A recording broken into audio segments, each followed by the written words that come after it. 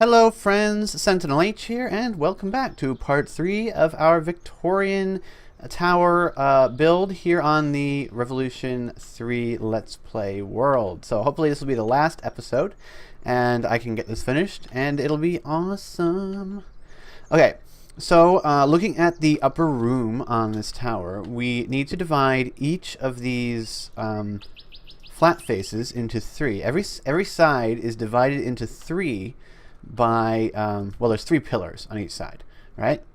And each side shares one of those pillars. So if we place them like this, then we need to divide these ones in half, which is simple enough. Now we got to find what we consider to be the center of this side, which is not going to be as cut and dry as the other ones. So I think what we'll do is we'll place in the actual brick first. So that's kind of what I would be going for. Which would be that. That looks good to me. Now obviously I'm not going to do that on camera because that's going to take forever. Now let's go ahead and I'm just going to build up this window as well. And we're going to take a look at what they look like from the ground, because that's where you're going to see them from. And the issue with the window on the right is that you can't actually see. It looks too low. So yeah, I think we are going to go with having the windows begin higher up off the ground. Now because we're using slabs, we don't have to do it as a whole block. We could just use like a half a block and then start the window a little bit lower. But I think this is going to work because we're going to see it from such a low angle all the time. So the windows are going to be too high, just like all the other windows. And I'm just going to lay this out on this side, and then we'll go around and do it on all the other sides. I'm just going to throw in the slabs without adding on to the front, because that is going to take forever. So we'll get these in place. Get that in place there. Pop that there and there. And now the upper part is going to be higher up if we look at the picture. So we need another row of brick. And then there's a bit of an embellishment above the window. And then we'll take these posts and we'd line them up along here. And actually it fits perfectly. So that's actually great. So that'll work perfect. We'll do that all the way across. And that'll give us our nifty little look. Now I don't know if we're going to be able to use these on the sides. We probably will. But you just never know. Okay, so let's get all the way up and we'll get to our roof line, just overhanging by a block. And then the way that I want to do it, I'm pretty sure, is we're just going to go up by a half slab each time for this first part of the roof. And then for the second part of the roof, we'll use stairs, because that'll make the second part of the roof have a pitch that is significantly higher than this first part. Although we may end up doing stair block if we wanted to go even steeper. It looks like maybe a 3-to-1 rise over run. So yeah, we might end up with that. Anyway, I'm going to go ahead and I'm going to figure out the wall all the way around. And once that's done, I'll be back and we'll work on the roof. And we're almost done. Alright, and we're back. So I've gone ahead and I've done the walls all the way around. And the way that I did these diagonal walls is it does actually divide directly in half. If you place the pillar just sort of right in the middle where this little pop out is, it's sort of kind of like right over the center. Basically what ends up happening is that there's 1 block and then a 2 block on each section. There's 2 and then there's 1. So there's 3 blocks on each side. It doesn't quite appear, like if you look at it straight on, it doesn't really look like it's in the middle, but it is. It's the reason is because this block is right up against the side and these blocks are all kind of out from it, so it makes this side look a little bigger, but it is the same number of blocks, so it is the closest we can get to dividing evenly in half. And it does work, especially if we look at it from a distance. If you look at it from a distance, it sort of evens out the perspective, and it definitely does look like there's the same amount of real estate on each wall. And so we're doing well as far as that goes. So first things first, we will put the a full block of plank all across. because that's essentially what's happened on this the wall level. It's a full block. And then we'll take our treated wood slabs and bring the whole thing out. Pretty standard stuff so far for doing roofs. I don't want to like add too much extra to it. I just want to do that. It looks fine, and it still is looking like a hexagon, which is important. Okay, so we'll go ahead and do that on this other side as well, and then I'll just do the other side of the roof, you know, off camera again. But let's at least do these two sides here so we can get a look at what it looks like. So if I go up and I look at it from above, it does look like it's still a hexagon, so that's a good thing. Now we need to bring this back, so we'll add another layer onto each one. I like to add the full 2 layers like that because it connects better and it'll look better on the inside. Okay, so now our roof is fully in line with this one. The question now is going to be, how far in do we go with the slab roof before we start on the steeper roof? And that's a good question. Let's build up from our center so that we have our center point, and then we'll try and figure it out. I'm going to go ahead and pull up the circle guide, and then I'll be back with that. Okay, so I got the circle guide up, and so what we have to do is we have to decide, the size that we want. So if I go ahead and pull up our picture, we can sort of see right in the middle. We can kind of get an idea. It looks like maybe if we split the difference on this, it'll work out. But remember, this is Minecraft, and in order to look good, the hexagon that we end up making is going to have to be a little bit bigger than, let's say, if we were actually just doing it in real life, of course. So let's see. That's not on a full block yet. So I think the first thing that we don't need to be on a full block wherever we end this. We can end this anywhere. So let's try a 13. 1, 2, 3, 4. 1, 2, 3, 4, 5, 6. 2, 3, 4, 5, 6. See, we're already at a 13. So that's probably not going to work for us. If we go down to an 11, can we still make a decent hexagon? That's a good question. And the reason that we have to ask ourselves that is 2, 3, 4, 5. 1, 2, 3, 4, 5. The hexagons 2, 3, 4, 5.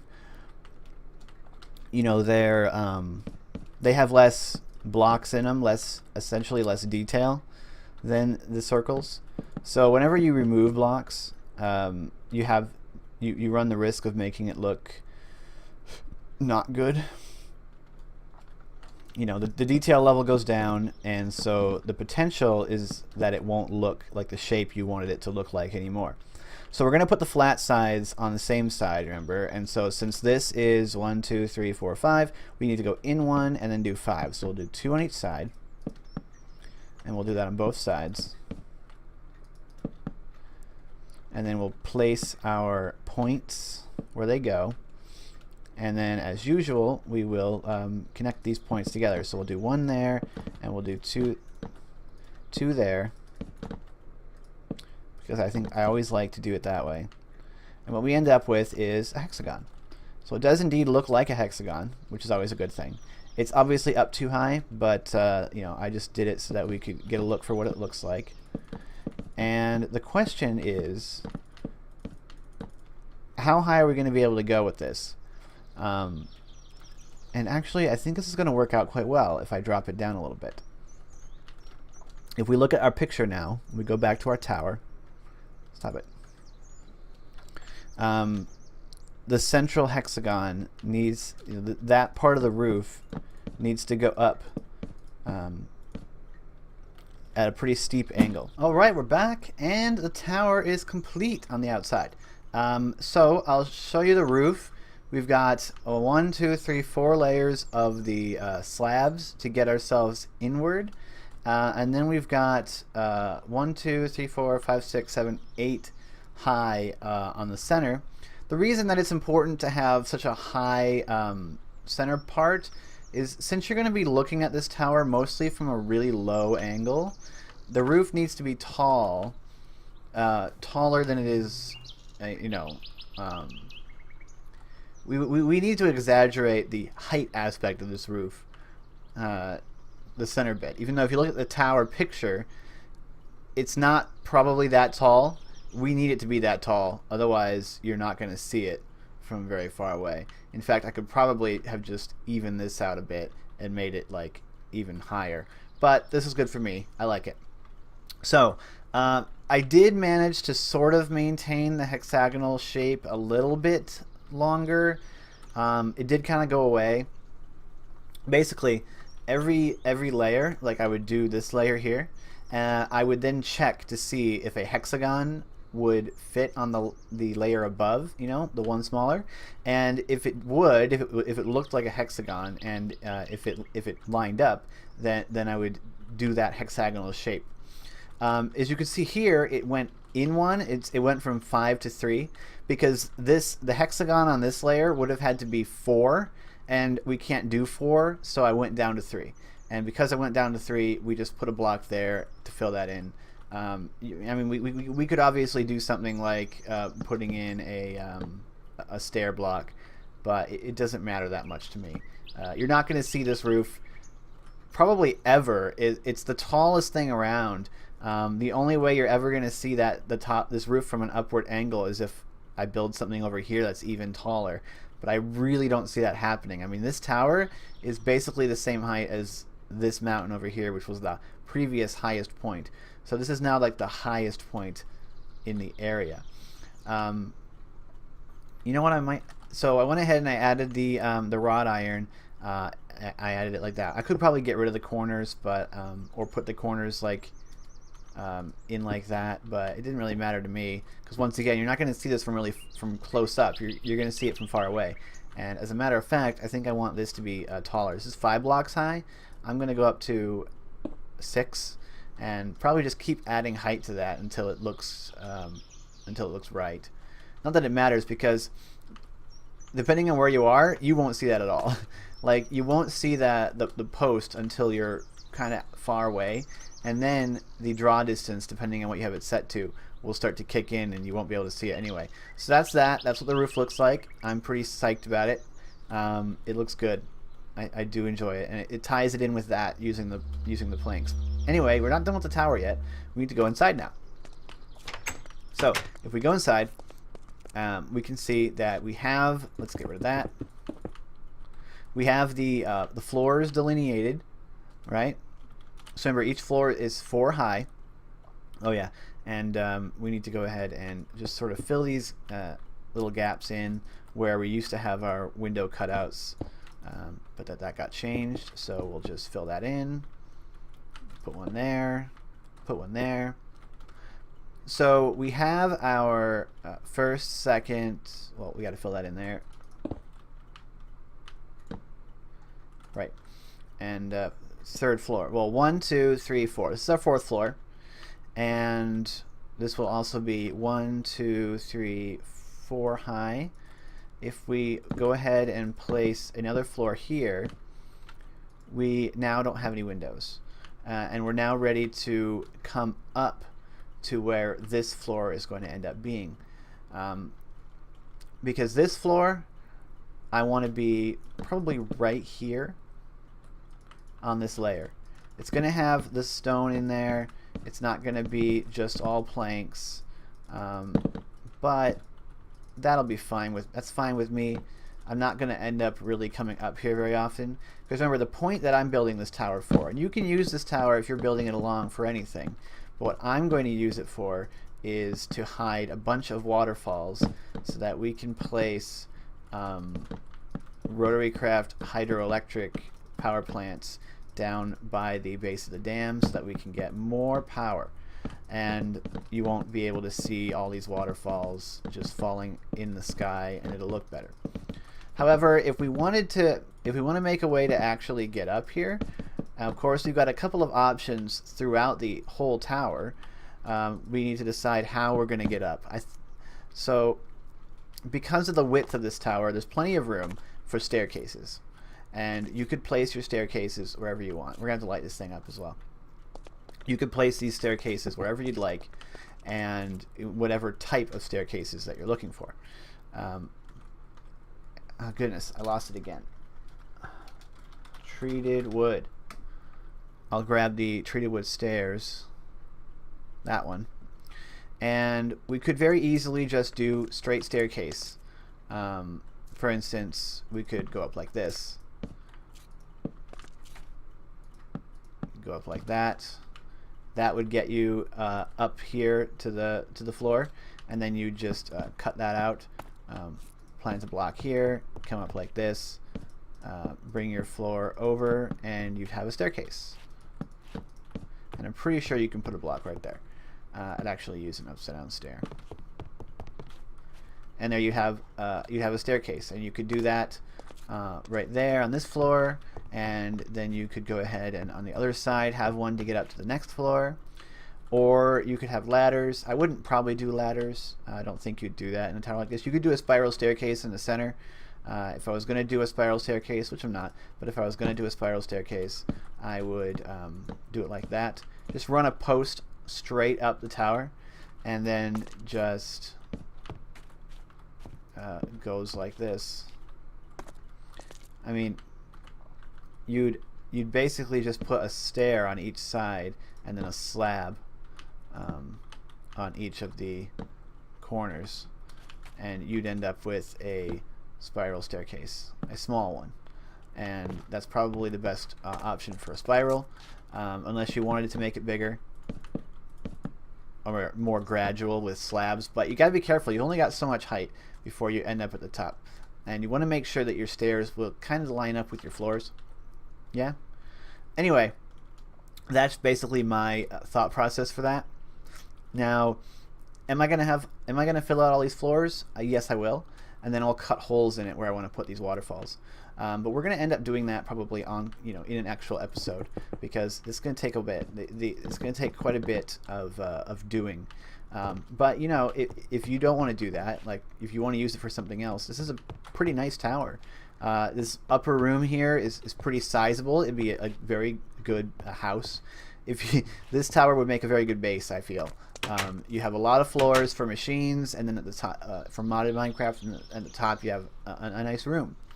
So that's going to be it for this episode, and it's going to be it for this build. So you're going to be able to see this now. We're going to use this tower in the series. Actually, let's see how tall this is. I never actually counted this. 1, 2, 3, 4, 5, 6. Well, isn't there a tape measure in this mod? Yeah, there is. We'll just go ahead and use the tape measure from Bibliocraft, and we'll measure this.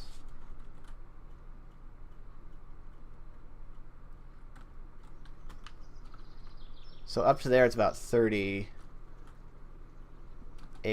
Up to here it's about 32. So this is about 32, roughly 32 blocks tall before you get to the roof. Which means that to get maximum power out of our hydros, we only have to dig down 32 blocks instead of 64. And so we're going to do that, and that'll be very interesting. Thank you guys so much for watching the series. I hope you... Come on. You go away. I'll probably fill out the floor around here just off camera. It's just the same thing we did right there. I'll just fill that in with concrete, and we're good. So yeah, join the Discord if you're interested. Like and comment the video if you did enjoy it. Let me know if you enjoyed this little 3-part build series, or because obviously I won't know unless you tell me if you liked it, or if you have ideas for how to do it differently. But yeah, that's my Victorian tower to go with our Industrial Craft Hydroelectric Dam. I'm SentinalH, and I'm signing out.